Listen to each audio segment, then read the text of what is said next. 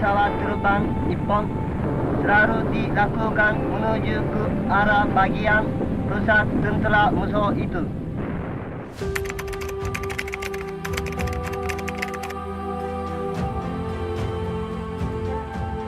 Masyarakat Pontianak telah dibekali pengetahuan terkait alarm bahaya adanya ancaman perang, tetapi dari beberapa pengungkapan pada arsip Netherlands Institute for Orlogos dokumen tidak ditemukan adanya bunyi alarm bahaya perang sebelum bom dijatuhkan pertama kali oleh bala tentara Jepang di Pontianak.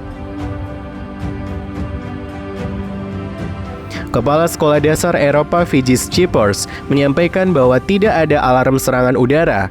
Oleh karena itu, setiap orang berasumsi bahwa ini adalah pesawat Belanda atau sekutu. Sudah kelihatan barisan auto BH musuh kami. WH Brain, Inspektur Bea Cukai di Pontianak bersaksi bahwa tidak ada sinyal yang diberikan sebelum bom pertama kali jatuh dan kemudian sinyal dinyatakan semua aman. Akibatnya, kerumunan berkumpul di jalan yang tidak tahu kemana mereka ingin pergi dan dengan demikian menjadi sasaran senapan mesin Jepang sehingga masyarakat saat itu tidak berdaya.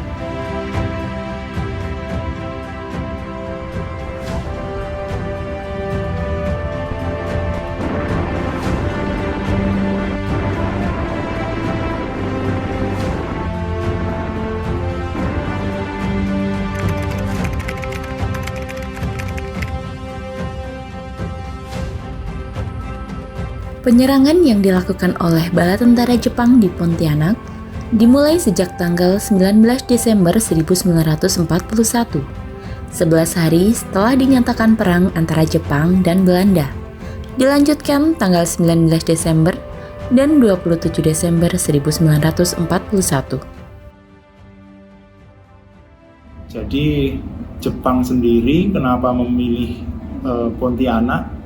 Itu karena posisi Pontianak sendiri adalah daerah yang strategis.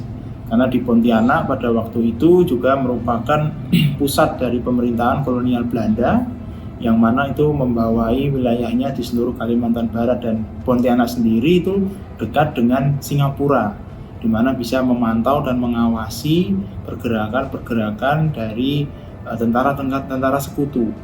Kemudian Jepang sendiri juga di sini memiliki strategi di mana strategi itu ialah menguasai Pulau Kalimantan. Jadi setelah dia masuk ke bagian Kalimantan Timur, lalu kemudian masuk ke Jawa, lalu konsentrasi Jepang juga beralih ke wilayah Kalimantan Barat. Jepang melakukan penyerangan menggunakan 9 pesawat terbang bomber dengan melalui 2 rute penyerangan. Rute pertama yang dilalui yaitu arah utara ke selatan kota Pontianak dengan sasaran Tangsil KNIL, tetapi meleset ke Jalan Bali, Jalan Toa Pekong, dan Jalan Parit Besar, di mana bom pertama kali jatuh di rumah Komandan Militer Kapten Entouwen.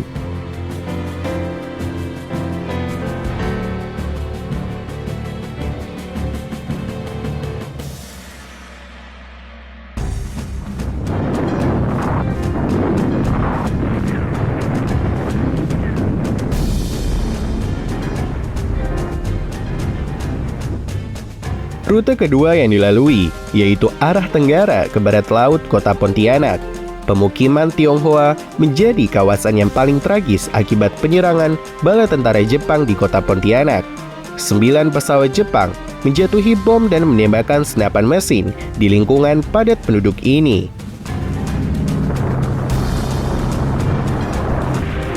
Sudah kelihatan barisan auto BH musuh kami. Pesawat terbang Nippon mulai menyerbu tentera musuh dengan senapan mesin.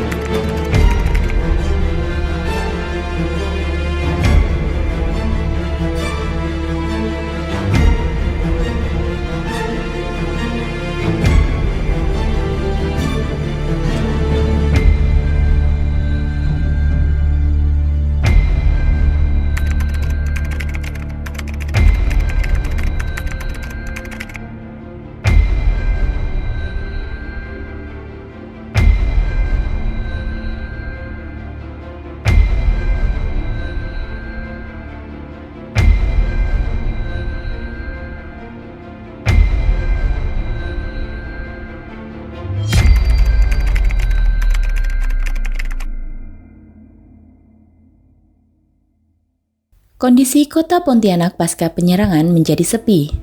Terlihat aktivitas dari organisasi Lakbesemingdienst atau LBD yang merupakan organisasi Belanda yang melindungi penduduk sipil dari serangan udara, membawa para korban ke rumah sakit misi di Pontianak.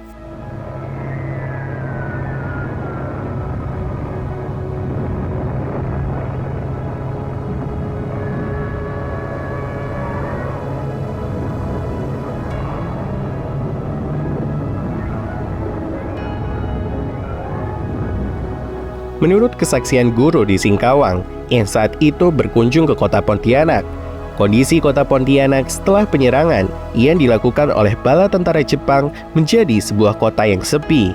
Di jalan hanya terdapat seekor ayam dan seekor anjing, tidak ada yang lain. Orang-orang tidak terlihat. Saat itu digambarkan pula kondisi kota Pontianak yang telah hancur akibat serangan bala tentara Jepang. Semua telah terbakar habis.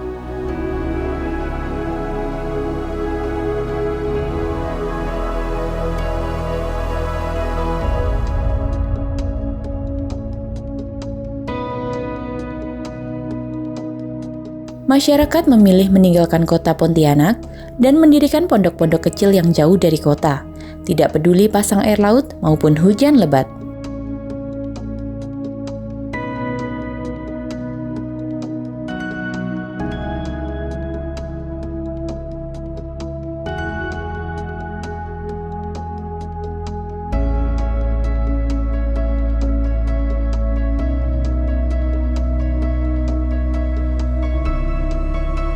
Pontianak yang sepi dimanfaatkan oleh sejumlah oknum untuk mencuri dan merampok sejumlah gudang perusahaan yang ditinggalkan oleh Belanda, seperti barang kelontong, tekstil, dan lain-lain.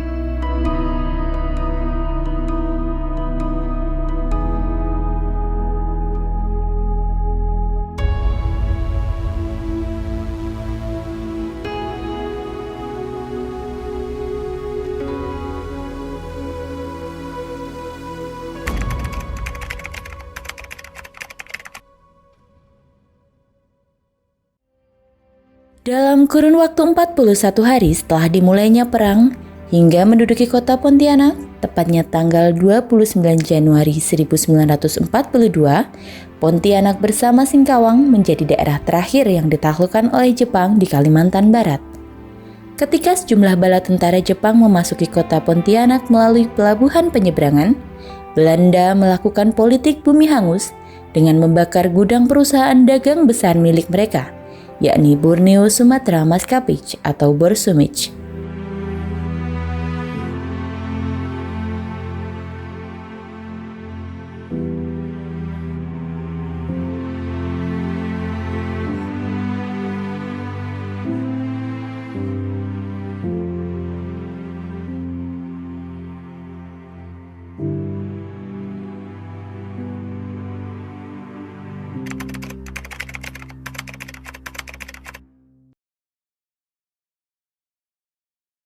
Pontianak setelah diambil alih oleh pemerintah militer Jepang, berangsur-angsur kembali normal dan terlihat ramai kembali.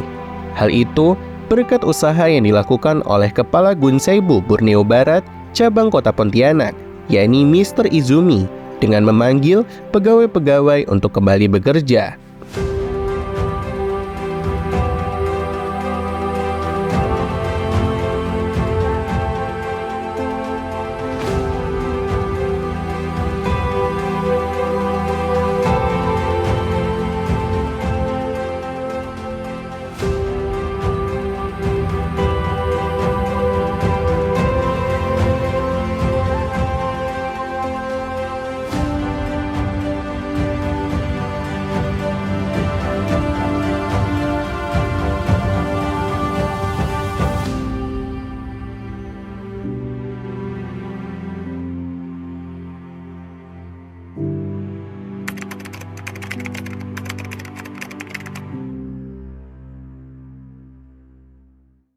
Pemerintah militer Jepang melancarkan propagandanya kepada masyarakat Pontianak dengan asas persamaan pada bidang ekonomi dan pendidikan.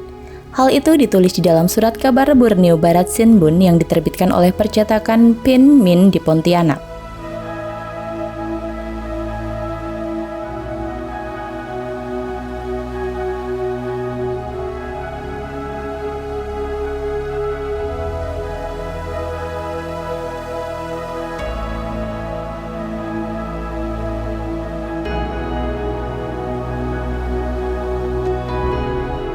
untuk Jepang sendiri melakukan propaganda di Pontianak itu adalah melalui surat kabar. Nah, surat kabar lokal Kalimantan Barat dan yang ada di Pontianak itu banyak diberitakan mengenai kemenangan Jepang dalam Perang Pasifik. Jadi walaupun kemenangan itu dalam bentuk kemenangan kecil, tapi dibuat seolah-olah bahwa kemenangan itu merupakan kemenangan yang sangat besar dan sangat berpengaruh terhadap Perang Pasifik.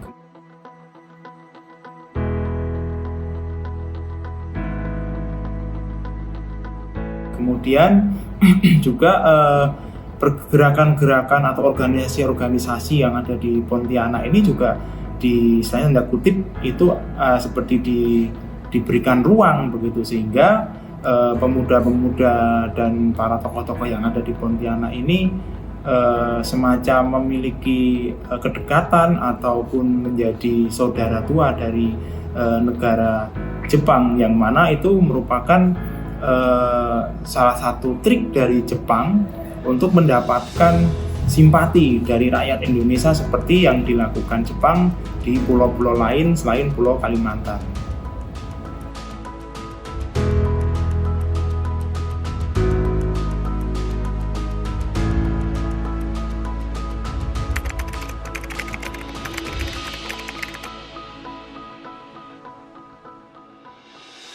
Larangan berkumpul dan bersidang pun dilakukan oleh pemerintah militer Jepang di Pontianak dengan dikeluarkannya Undang-Undang Nomor 23. Oleh karena itu, beberapa organisasi tercatat dibubarkan maupun mengundurkan diri